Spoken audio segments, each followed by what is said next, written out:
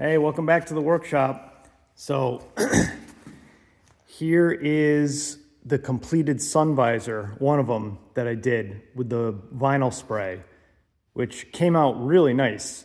It doesn't feel any different than regular vinyl. Like it's really, really good. I did another video showing the prep, and I'm real happy with how they came out, and I'll show you. It's a little shinier than the car fabric.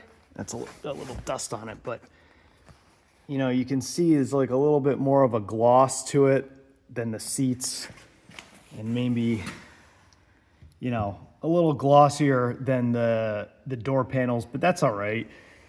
It matches now. It's black. It's going to be up here, you know, so you're not even really going to see it that much.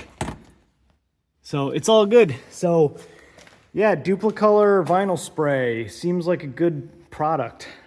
Again, we'll see once it is out in the sun and gets used, but it feels pretty solid. I'm happy. Till next time.